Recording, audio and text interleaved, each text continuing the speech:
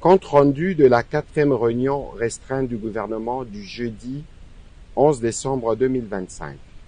Le président de la République, chef de l'État, a présidé ce jeudi 11 décembre 2025 à la Cité de l'Union africaine, conformément à l'article 54 de l'ordonnance 24/88 du 11 octobre 2024 portant organisation et fonctionnement du gouvernement, modalités de collaboration entre le président de la République, le gouvernement ainsi qu'entre les membres du gouvernement, la 4e réunion restreinte du gouvernement. 3 points étaient inscrits à l'ordre du jour. 1. Communication du président de la République, chef de l'État. 2. Points d'information. 3. Examen et adoption de textes.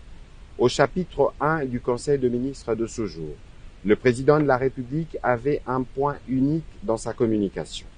Il s'agit de l'aggravation de la situation sécuritaire dans l'Est du pays. Le 4 décembre 2025, la République démocratique du Congo et la République du Rwanda ont signé à Washington DC un accord de paix historique, fruit d'efforts diplomatiques soutenus et porteur d'un espoir légitime pour mettre un terme définitif au cycle de violence qui endeuille notre nation depuis plus de 3 décennies.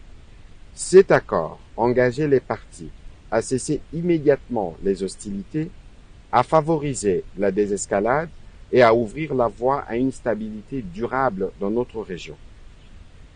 Cependant, le président de la République a déploré avec la plus grande fermeté que, à peine quelques jours après la signature de cet instrument, la République du Rwanda ait choisi de violer ses engagements.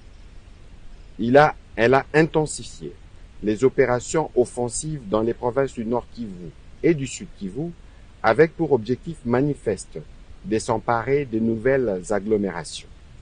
Cette escalade militaire, contraire à l'esprit et à la lettre de l'accord de Washington, aggrave dramatiquement une situation humanitaire déjà critique. Pertes en vies humaines, déplacements massifs, destruction d'infrastructures, traumatisme collectif et précarisation accrue de populations déjà fragilisées. Face à cette nouvelle provocation, le président de la République en a appelé à la responsabilité et à la vigilance de toutes les institutions de la République. Il a invité le gouvernement, sous la coordination de Madame la Première ministre, à travers le vice-premier ministre, ministre de l'Intérieur, Sécurité et Décentralisation, ainsi que le vice-premier ministre, ministre de la Défense nationale et ancien combattant, à demeurer pleinement mobilisés.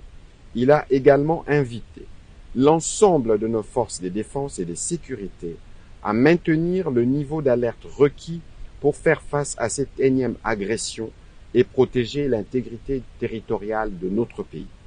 Dans cet esprit, le président de la République a annoncé la convocation imminente d'une réunion interinstitutionnelle ainsi que d'un Conseil supérieur de la défense élargi afin d'approfondir l'analyse de la situation et d'arrêter en toute souveraineté les options appropriées pour maîtriser l'évolution des opérations et garantir partout la sécurité de nos populations.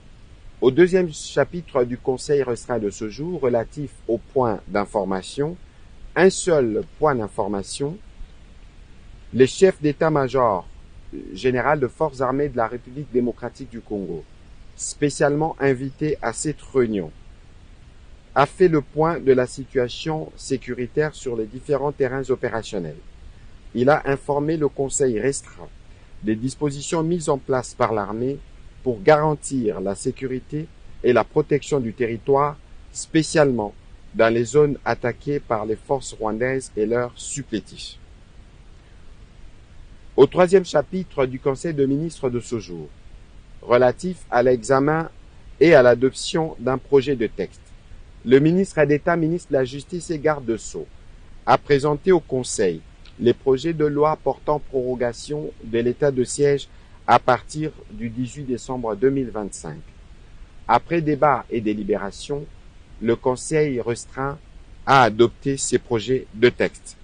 Commencée à 15h48, la réunion restreinte du gouvernement a pris fin à 17h20. Je vous remercie.